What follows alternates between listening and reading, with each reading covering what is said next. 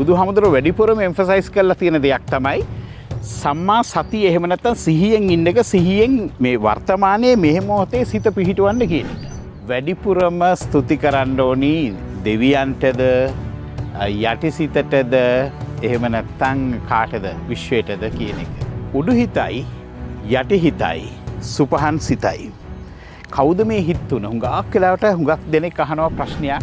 මතකද ඉස්සල්ලාම සාරියක් ඇඳපු දවස? ඉස්සල්ලාම සාරිය අඳිනකොට ඔබට පැය කීයක් ගියද? මේ අතිශය වැදගත්ම මූලධර්මය තමයි deny yourself කියන එක.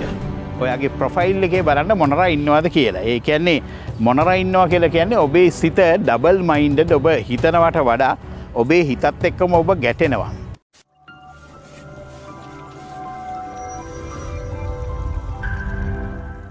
මගේ දයාබර යටිසිතට ස්තුතිවන්ත වේවා. එහෙම නැත්නම් විශ්වයට ස්තුතිවන්ත වේවා. අපිට එන දුරකථන ඇමතුම් හුඟා කිව්වගේ කතා කරන එක ප්‍රශ්නයක් තමයි වැඩිපුරම ස්තුති කරන්න ඕනි දෙවියන්ටද යටිසිතටද එහෙම නැත්නම් කාටද විශ්වයටද කියන එක. මේක මතක තියාගන්න මේ එක එක සංස්කෘතීන්ගේ එක එක සංස්කෘතිය තුළ අපිට හදන පරිසරයන් තියෙනවනේ. ඒ පරිසරයන් තුළ අපිට එක එක දේවල් අපේ ඔළුවට දීලා තියෙනවා. ඒ ඔස්සේ අපි හිතනවා. එහෙම හිතලා එහෙම වැඩ කරලා තමයි අපි වැඩ කරන්නේ. හැබැයි මෙතනදී වැදගත් වෙන මූලධර්මයක් තියෙනවා. හුඟක් වැදගත් මූලධර්මයක් තියෙනවා. මේ අතිශය වැදගත්ම මූලධර්මය තමයි deny yourself කියන එක. deny yourself. deny yourself කියලා කියන්නේ ඒ කියන්නේ මාව මරා දාන්න. මම හැමතිස්සෙම මගේ හපන්කමක් මම කරා කියලා කියනවට වඩා අපි කතා කරගෙන යන දේ, අපි හිතන දේ, අපි ප්‍රාර්ථනා කරන දේවල් වෙන විදිහකට එනකොට, වෙන ස්වරයකින් වෙන විදිහකට එනකොට ඒකත් එක්ක හම්බෙන පිළිතුරු හුඟක් වෙනස්. ඒකත් එක්ක හම්බෙන දේවල් වෙනස්. ඒ හින්දා හැමතිස්සෙම හිතන්න විශ්වයට ස්තුතිවන්ත වේවා. මොකද ඒකේ හේතුවක් තියෙනවා. උඩු හිතයි යටි හිතයි සුපහන් සිතයි. කවුද මේ හිත් තුන? හුඟක් වෙලාවට හුඟක් දෙනෙක් අහනවා ප්‍රශ්නයක්. මොකද්ද මේ හිත් තුන කියන්නේ? ඒ කියන්නේ උඩු හිත කියන්නේ මොකද්ද? 12ක් 13 ප්‍රශ්නෙට උත්තර දෙන්න පුළුවන් දෙකපාර උත්තරේ දෙන්න බලන්න. හරි. වඩා තාර්කිකව හිතනවා නම් ඊළඟ මැතිවරණයෙන් ජනාධිපතිවරණයෙන් දිනන්න ඉඩ තියෙන්නේ කාටද? කවුද? ඔබට පුළුවන් උත්තරේ දෙන්න. එකපාරට උත්තරේ දෙන්න බෑ. ලංකාවට වැඩිපුර බලපෑම කරන්නේ මොන වගේ රටක්ද? ඔයා දිගින් දිගට මේ ප්‍රශ්න ගැන හිතලා තිබුණා නම් ඔබට උත්තර එකපාරට එනවා. මොකද යටිහිත දන්න හින්දා ඒ දේවල්. යටිහිත කියලා කියන්නේ මෙමරිස් වලට. එතකොට දැන් අපි මෝහනය කරාම එහෙම මෝහනය කරනකොට දැන් මම මෝහනය කරපු කාලේ පවා අපි මෝහනය කරනකොට අපි යන්නේ මේ ආත්මෙම තියෙන අත්දැකීම් වලට විතරයි. හැබැයි අපිට වඩා මෝහනය හුඟක් ප්‍රගුණ කරපු අයට පුළුවන්කමක් තියෙනවා මේක ඊළඟ ආත්ම වලටත් ගෙනියන්න. එතකොට ඒ මතකයන් තියෙන්නේ කොහෙද? දැන් විද්‍යාත්මකව ගත්තොත් එහෙම අපේ පරම්පරාවල් ඉගෙනගත්ත සියලු දේවල් අපේ DNA වල තියෙනවා. මනුෂ්‍ය විදියට පරම්පරාවල්. හැබැයි මේක බුද්ධ ධර්මයේ විදියට නම් මේක වෙනස් සංකල්පේ විඥානය. විඥානය ඇවිල්ලා තියෙන්නේ ඒක අපේ ගැඹුරුම සිතේ ගැඹුරුම කොටස. මම විශ්වාස කරන්නේ අර අවිඥානික මනස. උපවිඥානික මනස නෙමෙයි අවිඥානික මනස. උපවිඥානික මනස කියලා කියන්නේ සබ්කොන්ෂස් මයින්ඩ් කියන එක. උපවිඥානික මනස. ඒ කියන්නේ ඒක මේ අර විඥානික මනසේම ඊළඟ තියෙන දිගුව. හැබැයි මේ අවිඥානික මනස එහෙම නැත්නම් unconscious mind. එහෙම නැත්නම් අපේ ලැන්ග්වේජ් එකේ විදිහට අපි කතා කරන සුපර්කොන්ෂස් මයින්ඩ්. මගේ හුඟක් වීඩියෝස් වල තියෙන්නේ සුපර්කොන්ෂස් මයින්ඩ් කියන concept එක. මේක කොයි වගේ දෙයක්ද? දැන් ඔන්න හිතන්න මේ ඔයා බලන්න මේ දකින්න චිත්‍රයේ ඔයාට මේ පේන්නේ පරණ නැවක්. මේ නැවේ ටීවී නෑ, කැමරා නෑ, CCTV නෑ, මොකුත් නෑ මේ ටෙලිකමියුනිකේෂන් ඉක්විප්මන්ට්ස් මොකුත් නෑ. මේක නිකන් ගල්ලංගුරු වලින් දාලා දුවන මේ පරණ කාලේ නැවක්. ඒතර නැවේ කැප්ටන් ඉන්නේ කොතනද මේ බලන්න නැවේ කැප්ටන් ඉන්න තැන කොතනද කියලා. එයා ඉන්නේ අප ඩෙක් එකේ. මොකද එයාට විසිබල් වෙන්න ඕනේ. එයාට පේන්න ඕනේ. කියන්නේ සවිඥානිකව. ඒ කියන්නේ මගේ ඉන්ද්‍රියන්ගෙන් මට ලැබෙන්න ඕනි අවශ්‍ය කරන ඉන්ෆෝමේෂන් ප්‍රමාණය. හරියට කොක්පිට් එකේ ඉන්න පයිලට් මේ කොක්පිට් එකේ තියෙන ඩෑෂ්බෝඩ් එකේ තියෙන හැම දෙයක්ම ඒ දේවල් දිහා බලාගෙන තමයි ඒ දේවල් එයා කැප්චර් කරගන්නේ. එයා ඇතුළට ගන්නේ. සවිඥානික මනස කියලා කියන්නේ මේ පේන දේවල් පේන ඉන්ද්‍රියන්ට ලැබෙන දේවල් වලින් ඒ කියන්නේ අපිට හම්බෙන සෙන්සර්ස් වලින් අපි උකහා ගන්න තොරතුරු අපි ලබා ගන්න තොරතුරු ඔස්සේ තීරණ ගැනීම.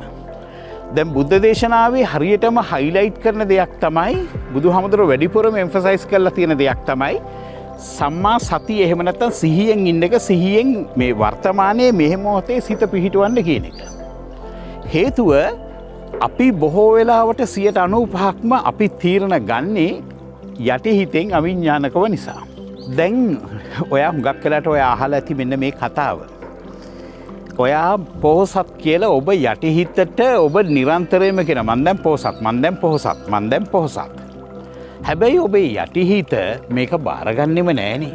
යටිහිත විශ්වාස කරන්නේ නෑ මං දුප්පත්. ඔය මිනිහවම කිව්වට මම මේක දුප්පත්. මොකද මේක තමයි මේ සිතුවිලි අතර තියෙන ගැටීම. ඕක විශේෂයෙන්ම මොනරා කියන කෙනා ඉන්නවනම් මොනරා ඔයාගේ ප්‍රොෆයිල් එකේ බලන්න මොනරා ඉන්නවද කියලා. ඒ කියන්නේ මොනරා ඉන්නවා කියලා කියන්නේ ඔබේ සිත ඩබල් මයින්ඩඩ් ඔබ හිතනවට වඩා ඔබේ හිතත් එක්කම ඔබ ගැටෙනවා. ඔයාගේ හිතත් එක්ක ඔයා ගැටෙනවා. මේ හිත අතර ගැටෙනකොට එහාටයි මෙහාටයි හිත වෙනස් වෙනකොට ඊට වඩා ප්‍රතිවිරුද්ධ වෙන දෙයක් සිතුවිල්ලක් ඔයා ගාවට එනවා. මම කැමරාව දිහා බලාගෙන ආවනම් මම මෙතනින් වැටෙන්න පුළුවන්. එතන මම සිහියෙන් හිටියොත් විතරයි මට වැටෙන්නේ නැති වෙන්න මෙතනින් පල්ලෙහාට බහින්න පුළුවන්. එහෙනම් අපි හැමතිස්සෙම සවිඥානිකව හිටියොත් අපි හැමතිස්සෙම සවිඥානිකව හිටියොත් දැන් මම මේ පුටුව තෝරගන්නවා මම තීරණය කරනවා මෙතෙන්ට ඇවිල්ලා මම මේ පුටුවේ වාඩි වෙනවා කියලා. මේක හිතලා කරන දෙයක්. රයිට් මේක හිතලා කරන දෙයක්. එතකොට මේ හිතලා කරන හැම දෙයක්ම මම හිත මම මොනවාද කරන්නේ? මේ හිතලා කරන හැම දෙයක්ම උඩු හිතින් ගන්න තීරණ. හැබැයි යටිහිත ඊට වැඩිය වෙනස්.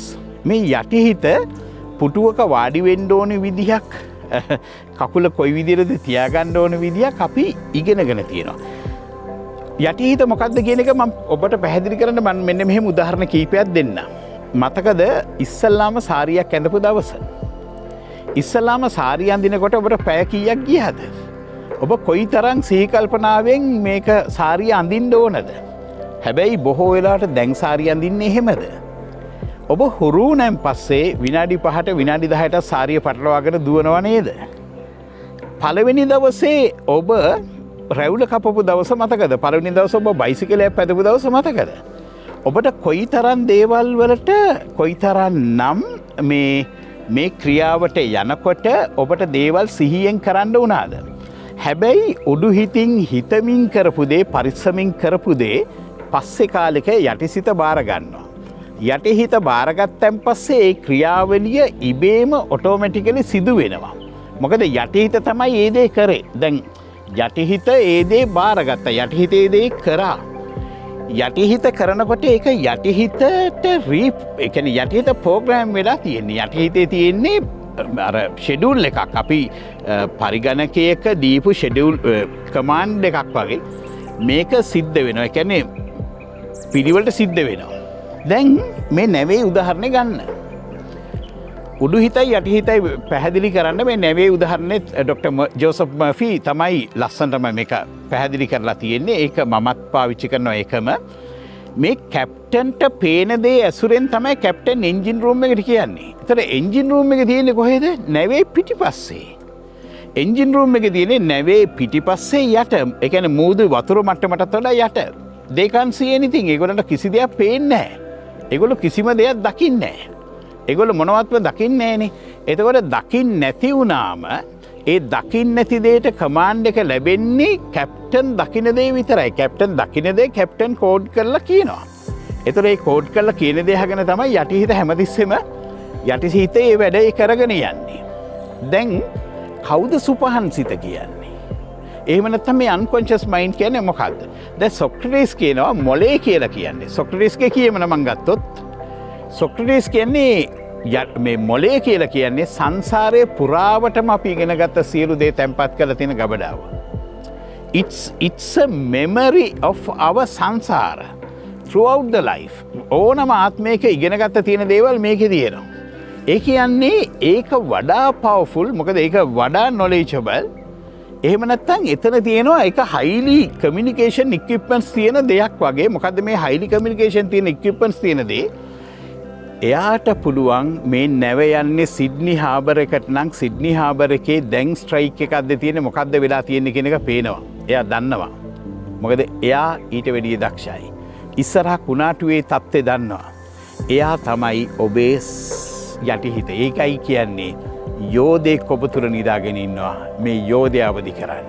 මේ යෝධයා ඔබ යටිසිත ඔබේ තුළ නිදාගෙන ඉන්න යෝධයා අවදි කරන්න කියන්නේ වැස්සට කලින් කියනවා නම් මොකද වහිනවා කියලා දැනෙනවා, වැස්සක් එනවා කියලා තේරෙනවා.